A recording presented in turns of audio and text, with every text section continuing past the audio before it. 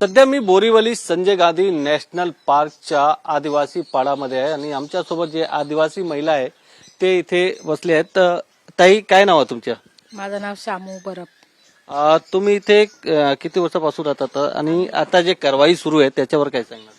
आम्ही इथे पिढून पिढ्या राहत आहेत आणि एक कारवाई चालू झालेली आहे. त्यांना आदिवाशांची घरं नको आहेत. ते आमचे लोक शिकलेली नव्हती. ते 7,000 भरलेले ना, तर आमच्या लोकांनी भरले, ते पण फॉरेस्टवाल्याने दबाव टाकून ना भरायला लावलेले. म्हणून आमच्या लोकांनी थोडेसे लोकांनी भरलेले आहेत. पण असं आहे त्याच्यामध्ये का मुलांची घरं, त्यांचे पैसे भरण्याच्या आधीची मुलांची घरं होती.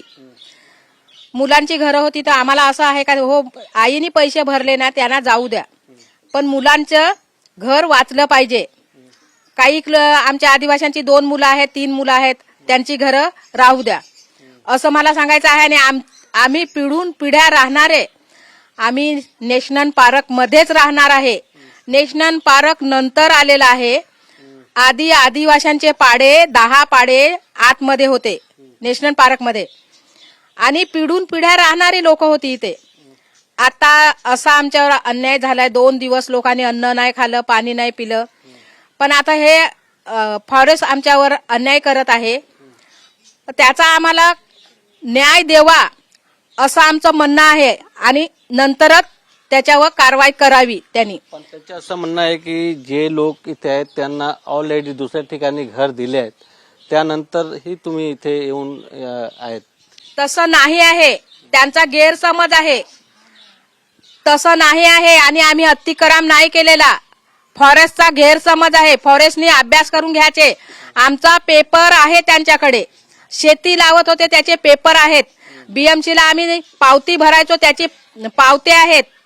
काही लोकांकडे पुरावा आहेत, त्यांचा तुम्ही अभ्यास करून घ्या. काही लोक कधीची राहत होती ब्रिटिशच्या राज्यातली. जंगल आणि आदिवासी आमचं नातं आहे. आम्हाला बाहेर तुम्ही काढू शकत नाही. आणि हे 2 दिवस प्रकरण चाललेलं आहे. आम्हाला वाचवायचं कोणी प्रयत्न करत नाही आहे. असं आहे काय, वेग पंडित आले. वेग पंडित आता हे 1 वाजता मंत्र्याला बसलेले आहेत आणि त्याच्यानुसार थांबवलेलं आहे का आदिवाशांवर तुम्ही अन्याय करू नका.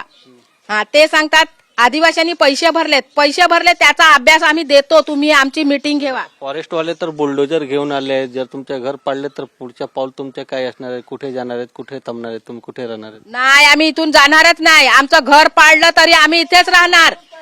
आम्हाला मारून टाकायचं त्यांनी. आम्हाला इथून हाकलवत असेल ना तर आम्हाला मारायचं डायरेक्ट. ताई, तुमच्या पण घर आहे इथे? इथे आमचं पण आहे. तुमचं काय म्हणणं आहे? आमचं काय म्हणणं, इथंच राहू आम्ही. कुठं जाणार? गाव नाही, शिव नाही, आम्ही कुठं जाणार? दुसरा घर नाही तुमच्याकडे? नाही नाही, आमची मुलाची घर आहेत. मुलाची घर आहेत, नातूची घर आहेत. आम्ही कुठं जाणार? आज इथून ते जन्म ते लोकांचा, मुला घेऊन कुठं जाणार आम्ही? लहान मुलं होती. आम्ही जाणारच नाही इथून.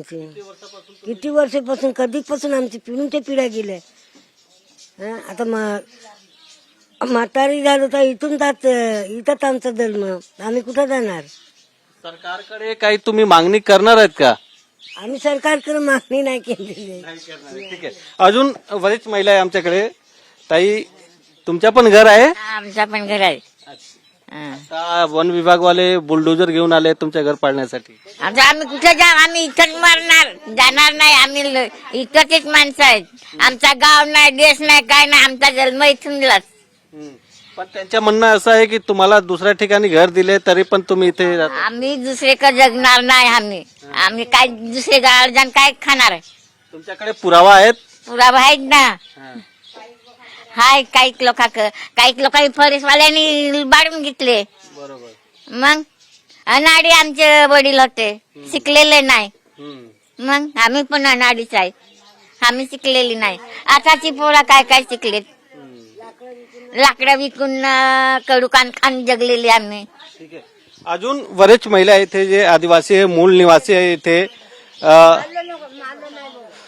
तुमचं काय नाव आहे ताई? शेवंती गोंड. तर तुमच्या पण इथे घर आहेत? हो. काय सांग आता हे जे फॉरेस्ट वाल्यांची कारवाई सुरू आहे त्याच्यावर? बुलडोजर आला तर घर तोडू, अगर न तोडू आम्हाला इथेच मारून टाका बस. पण त्यांचं म्हणणं आहे की तुमच्याकडे पुरावा नाहीये, पेपर नाहीये, तुम्हाला दुसऱ्या ठिकाणी घर दिले, त्याच्यानंतरही तुम्ही इथे घरं दिलेली नाहीत, घरं दिलेली नाही, आम्ही पैसे भरलेले नाहीत, आम्ही जाणार नाही. न्यायालयाने आदेश तर आमचं जीवन काढून टाका, मारून टाका, पण आम्ही जाणार नाही. आमची पिढी ना पिढी फॉरेस्टवाले त्यांचे असं म्हणणं आहे की न्यायालयाचा आदेश आहे की हा पाडण्याचा, न्यायालयाचे आदेश आहे पाडण्याचा तुमच्या घर. बघतोय आम्ही इथे तर राहणार आमच्या पिढ्याच्या पिढ्या गेल्या, आता 8वी पिढी लागली आम्हाला. आम्ही आमचे आई वडील पण इथे जन्म ना, आमचे पण आता इथे जन्म ना, इथेच आता मरून जाणार. पण आम्ही कुठे जाणारच आहे, आम्हाला एक जागा पाहिजे. पण तुमच्याकडे पुरावा आहे का? आहे अर्ध काय अर्ध का नाही आहे, तर ज्याच्याकडे त्याच्या पहिले येणारे लोक आमचे आई बाप, तर कुठून पुरावा करणार आणणार. पण तुम्ही किती वर्षापासून इथे राहतात? सांगणार ना काय, इथेच आमचा जन्म, आमचा गाव ना का शिव नाही, कायच नाही. जर तुमच्या घर पाडलं तर कुठे जाणार आहे? कुठे दुसऱ्या ठिकाणी घर आहे? इथंच राहणार, नाही तर नाही जाणार, इथंच राहणार. आम्हाला मारून टाकलं तरी चालेल, आम्ही जाणार नाही. आणि कुठे जाऊ, काय खाऊ? हा, आम्ही शिकलेले नाही. मग आम्ही एक डोंगर राखलेला, आमचे वाढ वडलाले ना, आता आम्ही राखत आहोत का नाही ग? मग आम्ही आता राखतो ना, ते इकडे डोंगर राहिला आता काय? मग नाही, आता मला सांगतात तुम्ही आदिवासी इथे राहत नाही. आम्ही पिढ्याना पिढी आमची शेतीवाडी इकडे होती, तर त्याच्यात मेको केली. हा, मग तिथून आम्हाला इकडे जागा दिला का तू? हा, तर मग हे पारक तो मागून आला, मागत आला यो ना, आता किती हे दाखवतात बघ. आमचे सासू सासरे वगैरे म्हणजे आम्हाला लग्न करून इकडे पार्क मध्ये आणलंय. तर ते म्हणजे पिढीची पिढी ते लोक बोलतात इथे म्हणजे आमची पिढीची पिढी गेली. तर आम्हाला लग्न करून आलं, ते लोक बोलतात पहिल्यांच्या गोष्टी, आम्हाला ते ऐकतो आम्ही. तर काय झालं का, आमच्या सासूने रूम घेतला. आम्ही 3 परिवार आहेत, 3 म्हणजे सुना आहेत, म्हणजे मुलगे त्यांचे. तिने रूम घेतला. एक मुलगा तिच्या पाठी गेला, जिथे रूम दिलेला नाही फॉरेस्टवाल्यांनी, तिकडे निघून गेली सासू. नाही दीर राहत ना सासू राहत. आता 2 परिवार आहे, माझा मोठा दीर आणि आम्ही. तर ते आधीची रूम दियाच्या आधीची ती घरं आहेत, त्याची सर्वे करतात, नंबर टाकतात घरावर. असं पण नाही का त्यांनी रूम घेतल्यावर आम्ही घर बांधलंय, असं पण नाही ना. त्यांनी रूम घेतलाय, ते रूम तोडलंय, ते घरटं हाय. ते घरट्याची ती लोक ये करत नाही चौकशी का ज्यांना रूम दिलेल त्यांची घरं तुटल्यात का हाय. मग ती चौकशी तुम्ही का नाही करत? तोडलेली आहेत घरं, ती घरट आहेत, मग ते घरट येऊन तुम्ही चौकशी का नाही करत? ते अजून हाय घरटे.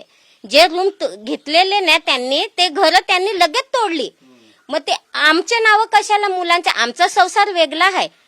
सासू गेली, दिराच्या पाठी गेली, तो दीर पण इथं राहत नाही.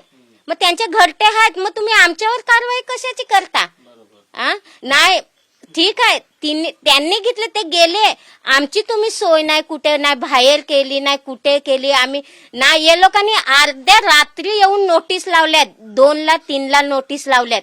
हे चोरीचं काम नाही हाय लावायचं नोटीस, तर मग दिवसा लावा ना. 1ला 2ला रात्रीच्या नोटीस अख्ख्या पाड्याला लावल्या ते लोकांनी.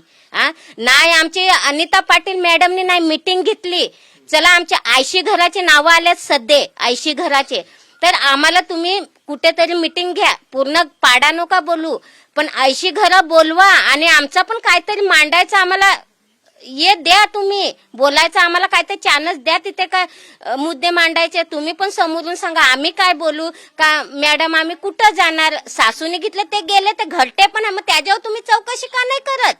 त्याच्यावर तुम्ही का कुठे ते घरं घेतलेली ते कुठे आहे, त्याचं निशाणी तर आहे ना अजून, ती बघा ना, ती तुम्ही विचारा. बघ फक्त मुलांचं ना. असं पण नाही का आम्ही नवीन आधी जे रूम सासूने घ्यायच्या आधीची घरं आहेत, आधीची घरं, मग ती इन्क्वायरी तुम्ही का नाही करत? हा. व्हिडिओ जर्नलिस्ट अजय मोहितेसह Govind Thakur, TV9 Marathi, Borivali national park.